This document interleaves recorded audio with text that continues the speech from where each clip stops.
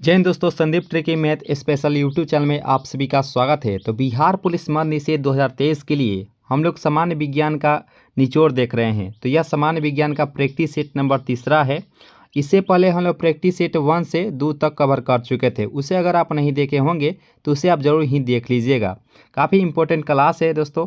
ये जो क्लास होती है डेली आपको 7:30 बजे यानी कि शाम में होती है ये क्लास। तो आप सभी अधिक से अधिक लाइव में जुड़ने का प्रयास कीजिएगा। तो चलिए दोस्तों, सेशन को स्टार्ट करते हैं और देखते हैं हम लोग बारी बारी से प्रश्न को। और आज का फर्स्ट प्रश्न है कि एक फर्मी बराबर होता है। इससे रिलेटेड हम लोग 5 से 6 प्रश्नोत्तर इसी क्वेश्चंस में हम लोग देखेंगे इसका आंसर। ठीक है, तो देखिए एक फर्मी जो बराबर होता है वह इसका राइट आंसर हो जाएगा 10 के पावर -5 एंगस्ट्रॉम के बराबर होता है एक फर्मी। यानी कि इस प्रश्न का राइट आंसर हो जाएगा ऑप्शन नंबर बी। और वहीं अगर कहता कि एक फर्मी जो है वह कितने मीटर के बराबर होता है, तो एक फर्मी जो है वह होता है 10 के पावर -15 मीटर के बराबर होता है एक फर्मी। और वहीं अगर कहा जाता है कि फर्मी जो है यह किसका मात्रक होता है, तो यह एक प्रकार का लंबाई का मात्रक होता है। लंबाई का जो यहाँ पे फर्मी जो है मात्रक होता है वह किस में होता है, तो ये परमाणु होता है। परमाणु के नाभिक में प्रोटॉन और न्यूट्रॉन होते हैं और यहाँ पे उपस्थित रहते हैं इलेक्ट्रॉन। तो मान लीजिए प्रोटॉन और न्यूट्रॉन के बीच की जो दूरी होती है उसमें फर्मी का ही उपयोग किया जाता है। यानी कि फर्मी जो है इसके बीच की दूरी की लंबाई को जो है वह मापता है, इसमें फर्मी का ही उपयोग किया जाता है। ठीक है, तो यहाँ तक हम लोग जान चुके हैं। वहीं अगर कहता कि एक एंगस्ट्रॉम जो है वह कितने मीटर के बराबर होता है, तो एक एंगस्ट्रॉम जो होता है वह 10 के पावर -10 मीटर के बराबर होता है एक एंगस्ट्रॉम। तो इससे रिलेटेड कोई भी क्वेश्चन आता है तो हम लोग बिल्कुल ही आसानी से दोस्तों 3 से 4 क्वेश्चन जो है हम लोग जान चुके हैं। तो देखिए इस प्रश्न का जो राइट आंसर हो जाएगा वह ऑप्शन नंबर बी जो है इस प्रश्न का राइट आंसर हो जाएगा। किसी भी क्वेश्चन में डाउट हो तो अपना डाउट जरूर ही क्लियर कर लीजिएगा कमेंट बॉक्स के माध्यम से दोस्तों। ठीक है, तो इस प्रश्न का राइट आंसर हो जाएगा ऑप्शन नंबर बी। और यहाँ पे प्रश्न है कि किसी वस्तु का अधिकतम भार होता है वायु में, जल में, हीलियम में या निर्वात में। तो यहाँ पे इस प्रश्न का जो राइट आंसर हो जाएगा, देखिए इस प्रश्न को बनाने के लिए इसका राइट आंसर हो जाएगा निर्वात में। यानी कि किसी वस्तु का अधिकतम जो भार होगा वह निर्वात में ही होता है। इस प्रश्न का राइट आंसर हो जाएगा ऑप्शन नंबर डी जो है इस प्रश्न का राइट आंसर हो जाएगा। और यहाँ पे प्रश्न है कि ताप वृद्धि से प्रत्यास्थता गुणांक में क्या वृद्धि होती है। ताप और इसके विपरीत होता है। तो देखिए जब भी दोस्तों यहाँ पे वृद्धि कहेगा, ताप में अगर वृद्धि होगा तो इसकी प्रत्यास्थता जो गुणांक होती है वह डिक्रीज करने लगती है, यानी कि घटने लगती है। ठीक है, तो इस प्रश्न का राइट आंसर हो जाएगा ऑप्शन नंबर ए, यानी कि घटता है। और वहीं अगर यहाँ पे वृद्धि ना देकर यहाँ पे घटना अगर लिखा रहता तो वहाँ पे जो प्रत्यास्थता गुणांक जो रहता वह बढ़ता है। ठीक है, तो हम लोग आसानी से यहाँ पे ज्ञात कर सकते हैं कि ताप वृद्धि से प्रत्यास्थता गुणांक का जो मान होता है वह घटने लगता है। इसका राइट आंसर हो जाएगा ऑप्शन नंबर ए जो इस प्रश्न का राइट आंसर हो जाएगा। और यहाँ पे प्रश्न है कि लड़का पैदा होगा जब XY गुणसूत्र हो, XX गुणसूत्र हो, YY गुणसूत्र हो या XX गुणसूत्र हो। तो यहाँ पे इसी प्रश्न का राइट आंसर क्या होगा दोस्तों कि लड़का पैदा होगा जब XY गुणसूत्र हो। यानी कि इस प्रश्न का जो राइट आंसर हो जाएगा वह ऑप्शन नंबर जो ए है इस प्रश्न का सही आंसर हो जाएगा ऑप्शन नंबर ए। और वहीं अगर लड़की यहाँ पे रहता तो XX गुणसूत्र के कारण जो है वह लड़की पैदा होती है और XY के गुणसूत्र के कारण जो है वह लड़का पैदा होता है। ये सभी हम लोग बहुत ही आसानी से जान चुके हैं दोस्तों। अगर वहीं अगर कहता है कि मानव में गुणसूत्रों की संख्या कितनी होती है, तो कमेंट बॉक्स में जरूर ही बताने का प्रयास कीजिएगा कि मानव में गुणसूत्रों की संख्या कितनी होती है। और यहाँ पे प्रश्न आप देख सकते हैं स्क्रीन पर, जो कि काफ़ी महत्वपूर्ण ये सवाल है कि लार किसके पाचन में सहायक होता है। यहाँ पे इस प्रश्न का सही आंसर क्या होना चाहिए दोस्तों कि लार जो है वह किसके पाचन में जो है वह सहायक होता है। तो देखिए इस प्रश्न के जो राइट आंसर हो जाएगा 5 का वह हो जाएगा ऑप्शन नंबर बी। स्टार जो है इस प्रश्न का सही आंसर हो जाएगा ऑप्शन नंबर बी जो है इस प्रश्न का राइट आंसर हो जाएगा। और यहाँ पे प्रश्न है, इससे रिलेटेड भी हम लोग बहुत ही आसानी से 3 से 4 प्रश्नोत्तर जानेंगे दोस्तों कि दूध में कौन सा विटामिन नहीं पाया जाता है। यहाँ पे बताना है कि दूध में जो है वह कौन सा विटामिन नहीं पाया जाता है। तो ये प्रश्नोत्तर देखते ही आपका आंसर आ गया होगा। देखिए इसका जो राइट आंसर हो जाएगा वह ऑप्शन नंबर यहाँ पे जो सी ऑप्शन है इस प्रश्न का राइट आंसर हो जाएगा ऑप्शन नंबर सी। यानी कि विटामिन सी जो है वह दूध में नहीं पाया जाता है, नहीं तो विटामिन ए से लेकर ये सभी जो ये ऑप्शन में है ये सभी पाया जाता है। तो इस प्रश्न का राइट आंसर हो जाएगा ऑप्शन नंबर सी। और एक क्वेश्चन जो पूछा जाता है कि वसा में कौन सा विटामिन जो है वह घुलनशील है और पानी में कौन सा जो विटामिन है वह भी घुलनशील है। तो देखिए भैंस गई पानी में, यानी कि बी और सी जो है वह पानी में घुलनशील है, नहीं तो इसके अलावा कोई भी विटामिन हो, विटामिन ए हो, डी हो, के हो या ई हो, ये सभी जो है वह वसा में घुलनशील होता है। तो भैंस गई पानी में यानी कि बी और सी जो है वह पानी में घुलनशील है, नहीं तो इसके अलावा जितने भी विटामिन है तो वह सभी जो है वह वसा में घुलनशील होता है। तो हम लोग आसानी से याद कर सकते हैं। तो इस प्रश्न का जो राइट आंसर हो जाएगा, यानी कि 6 नंबर प्रश्न का जो सही आंसर हो जाएगा ऑप्शन नंबर सी। सी जो है इस प्रश्न का राइट आंसर हो जाएगा, यानी कि विटामिन सी जो है वह दूध में नहीं पाया जाता है। विटामिन ए के कमी से रतौंधी रोग होता है, विटामिन बी के कमी से कौन सा रोग होता है, तो बेरी रोग होता है, और डी के कमी से रिकेट्स नामक रोग होता है, और विटामिन सी के कमी से स्कॉर्वी रोग होता है।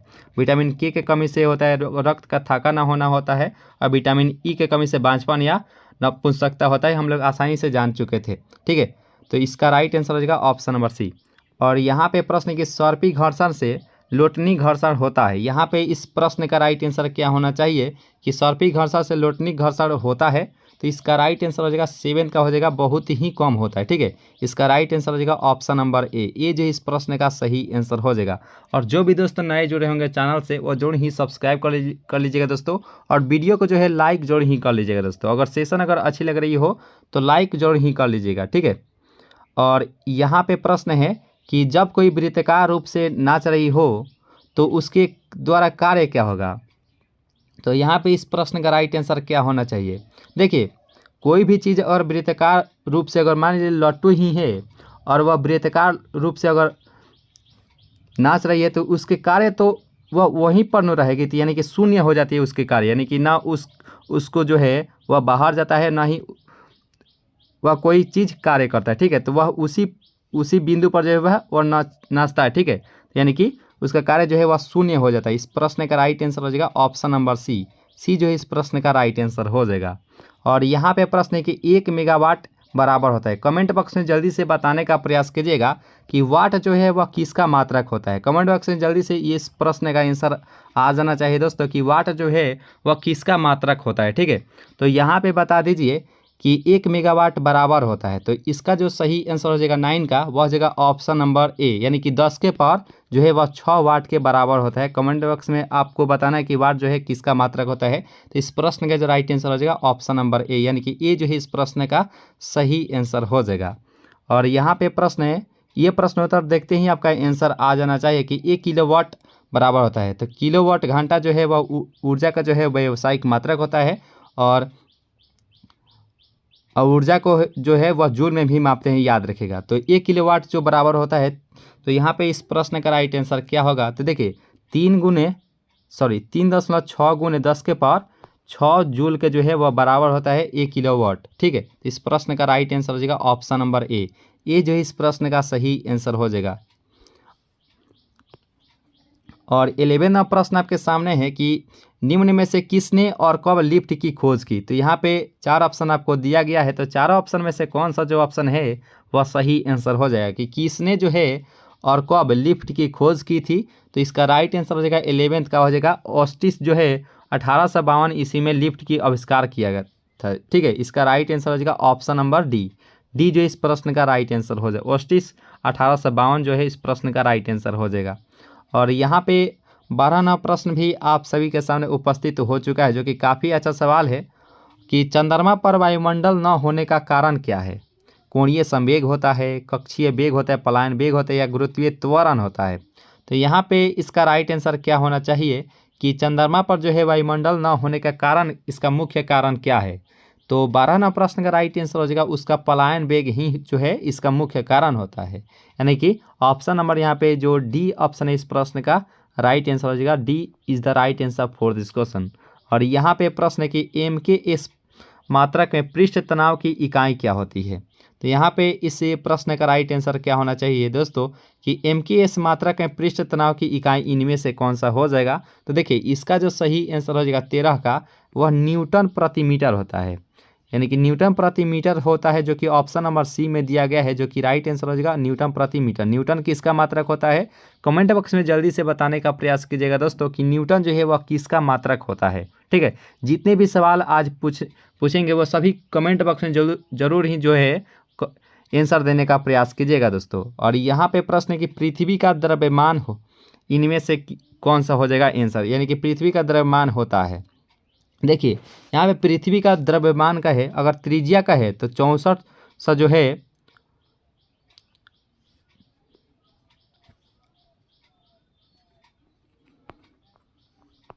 देखिए अगर पृथ्वी के त्रिज्या अगर कहेगा तो लगभग 64 किलोमीटर जो है इसका त्रिज्या होती है। तो यहाँ पे इसका द्रव्यमान पूछा गया है, तो देखिए इसका जो राइट आंसर हो जाएगा 10 का हो जाएगा 6 गुने 10 के पावर 24 किलोग्राम होता है। ठीक है, इस प्रश्न का राइट आंसर हो जाएगा ऑप्शन नंबर यहाँ पे जो सी ऑप्शन है इस प्रश्न का राइट आंसर हो जाएगा। और यहाँ पे प्रश्न है कि परमाणु भार का अंतर्राष्ट्रीय मात्रा क्या होता है।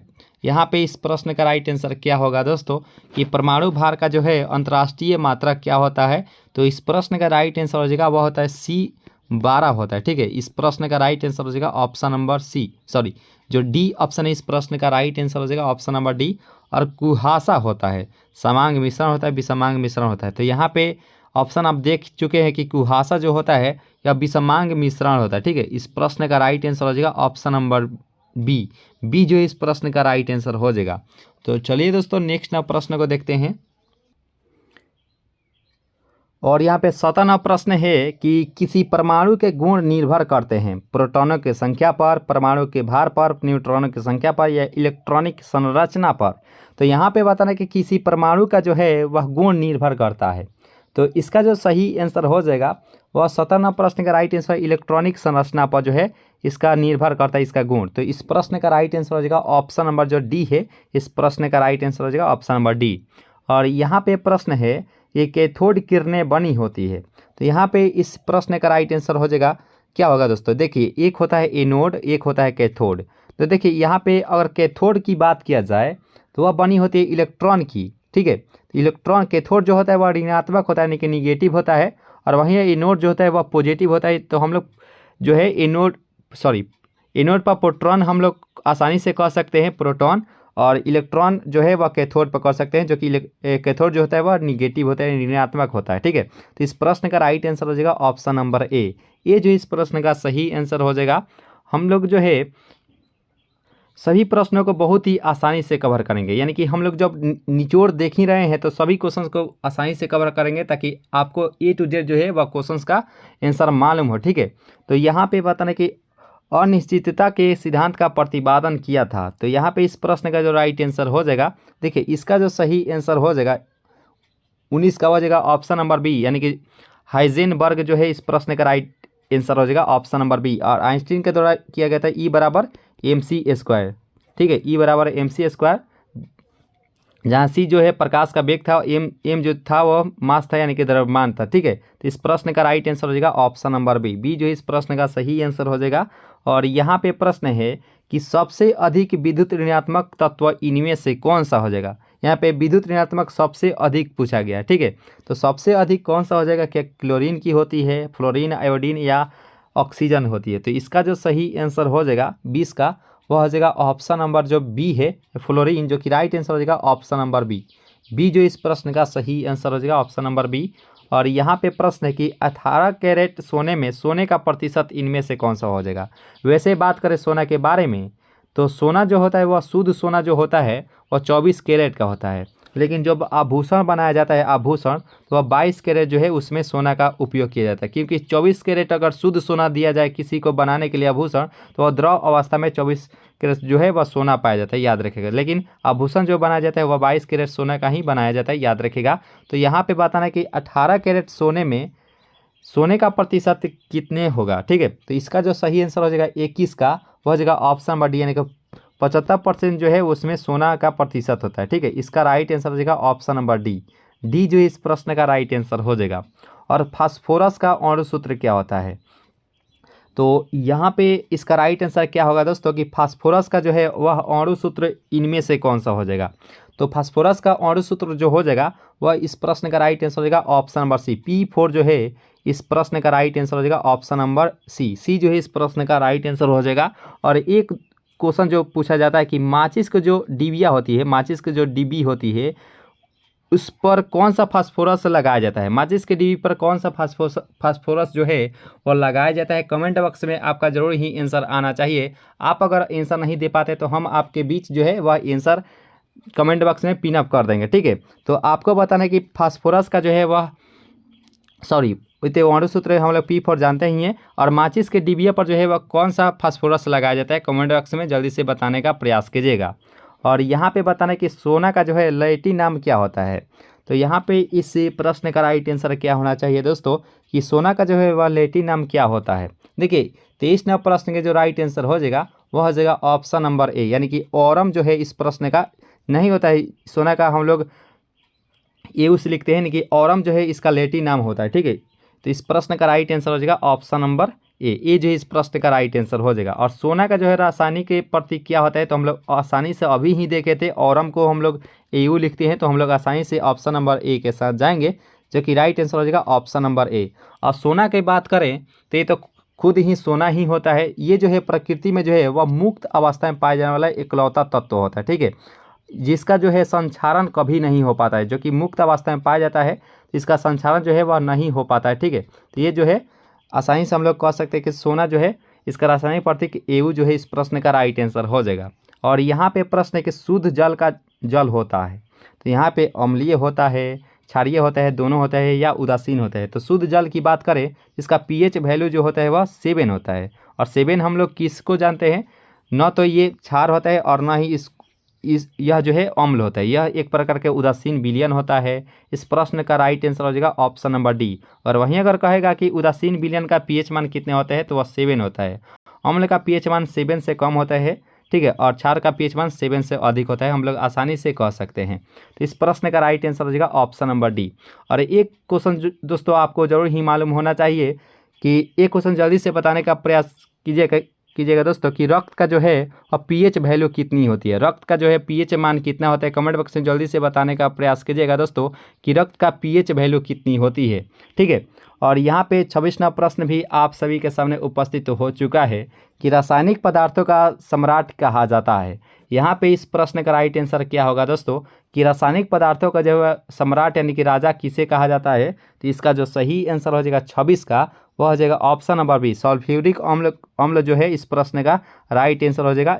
इसे अम्लों का भी राजा कहा जाता है और रासायनिक पदार्थों का भी राजा कहा जाता है, ठीक है, यानी कि सम्राट कहा जाता है। और सल्फ्यूरिक एसिड का जो है H2SO4 जो है इसका रासायनिक सूत्र हो जाएगा, ठीक है। तो इस प्रश्न का राइट आंसर हो जाएगा ऑप्शन नंबर बी जो इस प्रश्न का राइट आंसर हो जाएगा।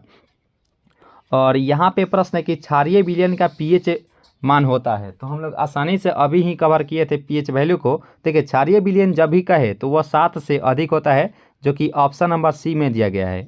अम्ल का जो है 7 से कम होता है और उदासीन विलयन का pH मान 7 होता है। तो इस प्रश्न का जो राइट आंसर हो जाएगा ऑप्शन नंबर जो सी ऑप्शन है, इस प्रश्न का सही आंसर हो जाएगा ऑप्शन नंबर सी। अगर दोस्तों इसका PDF चाहते हैं तो PDF आपको टेलीग्राम ग्रुप से ज्वाइन होते हैं, इसका PDF डाउनलोड करके जो है आप कभी भी जो है प्रैक्टिस कर सकते हैं, ठीक है, क्योंकि प्रैक्टिस मेक्स परफेक्ट। तो जब आप डेली प्रैक्टिस करते हैं तो आपको सभी चीज़ें आसानी वे से याद होती रहती है, ठीक है। और आप जब परीक्षा देने जाएंगे उस समय आपको A to Z जो है मालूम होंगे, ठीक है प्रश्न। तो इस प्रश्न का राइट आंसर हो जाएगा option number C. Description box में जो है वह टेलीग्राम ग्रुप का जो है लिंक दिया रहेगा, वहाँ से आप ज्वाइन होकर आप कभी भी जो है प्रैक्टिस कर सकते हैं PDF को लेकर, ठीक है। तो यहाँ पे इस प्रश्न का राइट आंसर क्या होगा दोस्तों कि सिरके में पाया जाता है। तो सिरके में कौन सा अम्ल पाया जाता है, तो यहाँ पे इस प्रश्न का राइट आंसर क्या होगा। तो देखिए इस प्रश्न का जो राइट आंसर हो जाएगा, 4 ऑप्शन आपको दिया गया है कि सिरके में कौन सा अम्ल पाया जाता है। तो देखिए 28वां प्रश्न का जो राइट आंसर हो जाएगा वह ऑप्शन नंबर बी हो जाएगा, यानी कि एसिटिक एसिड जो है इस प्रश्न का राइट आंसर हो जाएगा ऑप्शन नंबर बी। और एक दोस्तों क्वेश्चन पूछा जाता है कि चींटी के डंक में कौन सा अम्ल पाया जाता है। तो चींटी के डंक में जो है और फॉर्मिक एसिड पाया जाता है, जो कि यहाँ पे सी में दिया गया है फॉर्मिक एसिड, यानी कि चींटी के डंक में जो है वह फॉर्मिक अम्ल पाया जाता है। तो इसका जो सही आंसर हो जाएगा वह ऑप्शन नंबर बी जो है इस प्रश्न का राइट आंसर हो जाएगा। और यहाँ पे प्रश्न है कि ATP का निर्माण होता है। तो सबसे पहले थोड़ा सा बताने का प्रयास करेंगे दोस्तों कि क्वेश्चन भी पूछ लिया जाता है कि एटीपी का फुल फॉर्म क्या होता है। तो एडिनोसिन ट्राइफॉस्फेट होता है एटीपी का फुल फॉर्म, और इसका जो है निर्माण कहाँ होता है। 4 ऑप्शन आप देख सकते हैं, तो चारों ऑप्शन में से कौन सा जो ऑप्शन है वह सूटेबल है, नहीं कि सही है। तो देखिए इसका जो सही आंसर हो जाएगा कि एटीपी का निर्माण कहाँ होता है। तो देखिए 29 नंबर प्रश्न का राइट आंसर हो जाएगा ऑप्शन नंबर सी, यानी कि माइटोकॉन्ड्रिया जो है इस प्रश्न का राइट आंसर हो जाएगा ऑप्शन नंबर सी। सी जो है इस प्रश्न का राइट आंसर हो जाएगा। और कोशिका का आत्महत्या की थैली लाइसोसोम को कहा जाता है, याद रखिएगा दोस्तों।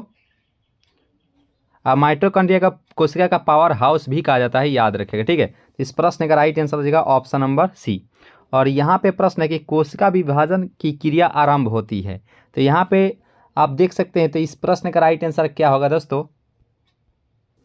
तो यहाँ पे ए है ऑर्गेस्टोप्लाज्म और क्रेमेटिड, और मान लीजिए सी है सेंट्रोसोम, ठीक है। तो यहाँ पे सी है सेंट्रोसोम। तो कोशिका विभाजन की क्रिया प्रारंभ होती है, सेंट्रोसोम सी है। तो इसका राइट आंसर क्या होगा। देखिए कोशिका विभाजन की जो क्रिया आरंभ होती है तो वह सेंट्रोसोम से होती है। तो इस प्रश्न का राइट आंसर हो जाएगा ऑप्शन नंबर सी, ठीक है। सेंट्रोसोम जो है इस प्रश्न का राइट आंसर हो जाएगा। कोशिका विभाजन जो होती है वह सेंट्रोसोम से आरंभ होती है, ठीक है। तो इस प्रश्न का राइट आंसर हो जाएगा ऑप्शन नंबर सी। तो चलिए दोस्तों नेक्स्ट प्रश्न को कवर करते हैं।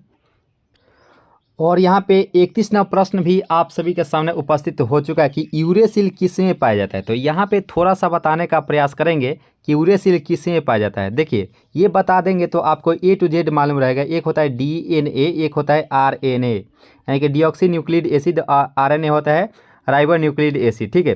तो देखिए DNA में पाया जाता है, मान लीजिए इसमें साइटोसिन होता है, और RNA में भी साइटोसिन होता है, और DNA में एडिनिन भी होता है, और इसमें भी जो है एडिनिन होता है। DNA में गुआनिन भी होता है, इसमें जो है वह ये भी गुआनिन होता है। लेकिन कहाँ अंतर आ जाता है, तो DNA में थाइमिन होता है, तो वहीं जो है RNA में यूरेसिल होता है। तो हम लोग से प्रश्न में क्या कहा गया है कि यूरेसिल किसमें पाया जाता है, तो हम लोग आसानी में से कह सकते हैं दोस्तों कि RNA में जो है वह यूरेसिल पाया जाता है, ठीक है। और कहाँ अंतर आ जाता है, तो थाइमिन जो है वह DNA में पाया जाता है, और RNA में यूरेसिल पाया जाता है। नहीं तो ये तीनों जो है साइटोसिन, एडिनिन और गुआनिन जो है वह दोनों में समान ही रहता है, याद रखिएगा। तो समान के लिए एडिनिन, साइटोसिन और गुआनिन जो है वह समान रहता है, लेकिन अंतर कहाँ होता है, थाइमिन और यूरेसिल में। तो यूरेसिल RNA में पाया जाता है, और थाइमिन जो है वह DNA में पाया जाता है। तो यहाँ पे इस प्रश्न का जो राइट आंसर हो जाएगा वह ऑप्शन नंबर, यहाँ पे जो डी ऑप्शन है इस प्रश्न का सही आंसर हो जाएगा ऑप्शन नंबर डी। उम्मीद करते हैं यहाँ तक जो सेशन है आप सभी बहुत ही अच्छे से कवर किए होंगे। सेशन अगर अच्छी लग रही हो तो लाइक जरूर ही कीजिएगा दोस्तों, और अगर चांस अगर नए अगर जुड़े हो तो जरूर ही सब्सक्राइब कर लीजिएगा दोस्तों, ठीक है। लाइक तो जरूर ही कर लीजिएगा अगर सेशन अगर अच्छी लग रही हो तो इस प्रश्न का राइट आंसर हो जाएगा option number D. D is the right answer for this question. और लास्ट में जरूर कमेंट कीजिए कि ये सेशन आपको कैसा लगा। और यहाँ पे प्रश्न है कि एंजाइम किसमें नहीं होते हैं। तो यहाँ पे नहीं का बात किया गया है कि एंजाइम जो है वह किसमें नहीं होता है। तो 32 नंबर प्रश्न का जो राइट आंसर हो जाएगा वह ऑप्शन नंबर बी जो है इस प्रश्न का राइट आंसर हो जाएगा। वायरस जो है इस प्रश्न का सही आंसर हो जाएगा। और एक क्वेश्चन दोस्तों पूछा जाता है कि कवक और शैवाल के मिश्रण से किसका निर्माण होता है। तो कवक और शैवाल के मिश्रण से जो है वह लाइकेन का निर्माण होता है। लाइकेन का निर्माण होता है, और लाइकेन जो होता है वह वायु प्रदूषक के रूप में कार्य करता है, ठीक है। वायु प्रदूषक होता है, ठीक है। लाइकेन जो है वायु प्रदूषक होता है, और कवक और शैवाल के मिश्रण से जो है वह लाइकेन का निर्माण होता है, याद रखेगा। तो इस प्रश्न का राइट आंसर हो जाएगा ऑप्शन नंबर बी। बी जो है इस प्रश्न का राइट आंसर हो जाएगा।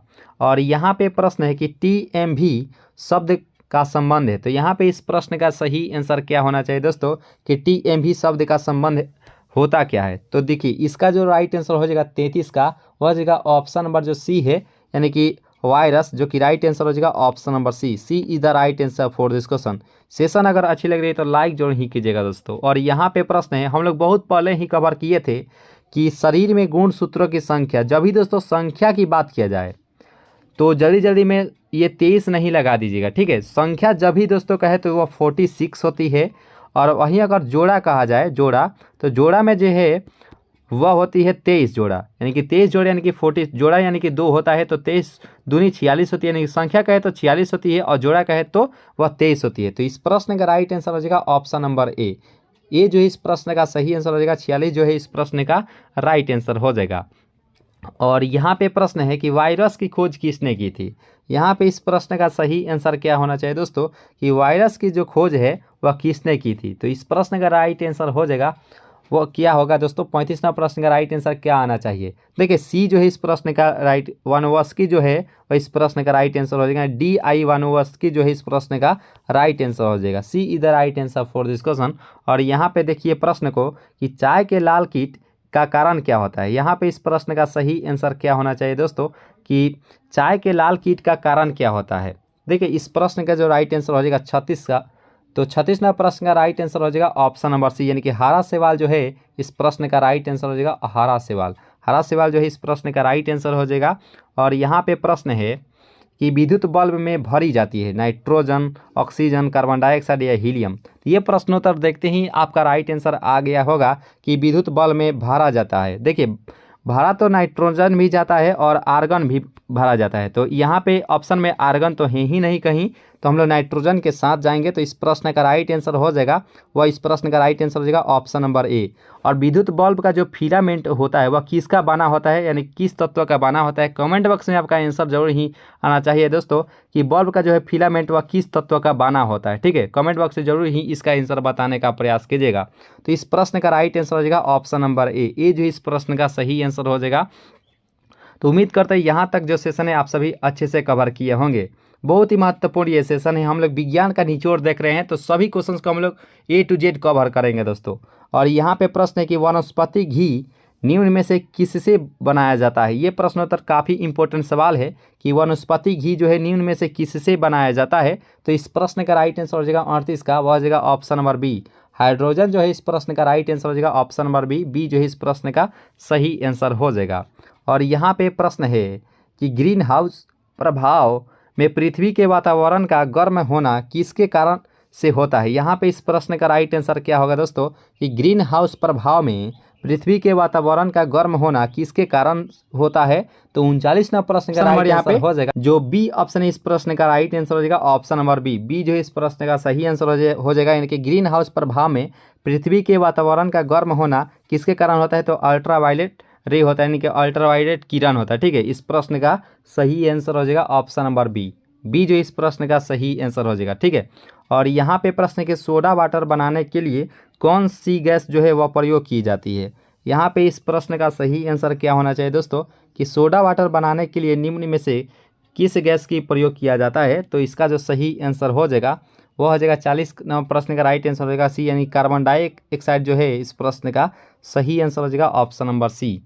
और यहाँ पे प्रश्न है कि क्लोरोफॉर्म बनाने के लिए निम्नलिखित में से किसका उपयोग जो है वह लाया जाता है, किसका उपयोग में लाया जाता है। तो इथेन, मीथेन, इथीन या एसिटिलीन। तो यहाँ पे इस प्रश्न का राइट आंसर क्या होगा दोस्तों कि क्लोरोफॉर्म बनाने के लिए निम्नलिखित में से क्या उपयोग में लाया जाता है। तो देखिए 41वां प्रश्न का जो राइट आंसर हो जाएगा वह हो जाएगा ऑप्शन नंबर बी। मीथेन जो है इस प्रश्न का राइट आंसर हो जाएगा बी जो इस प्रश्न का सही आंसर हो जाएगा ऑप्शन नंबर बी। और मीथेन को मार्स गैस के नाम से भी जाना जाता है और इसे पंख गैस के नाम से भी जाना जाता है। और धान के खेत से जो गैसें निकलती है और मीथेन गैस ही निकलती है, जरूर ही आपको मालूम होगा। तो आपको जरूर ही आप इसका आंसर बता दिए होंगे कि धान के खेत से जो गैस निकलती है वह मीथेन गैस ही निकलती है, याद रखिएगा। तो इस प्रश्न का राइट आंसर हो जाएगा ऑप्शन नंबर बी जो इस प्रश्न का सही आंसर हो जाएगा। और यहाँ पे प्रश्न है कि सभी अम्लों में सबसे अधिक समान तत्व इनमें से कौन सा हो जाएगा। यहाँ पे इस प्रश्न का राइट आंसर क्या होना चाहिए दोस्तों कि सभी अम्लों में सबसे अधिक समान तत्व कौन सा हो जाएगा। क्या हाइड्रोजन होता है, क्लोरीन होता है, गंधक होता है या ऑक्सीजन होता है।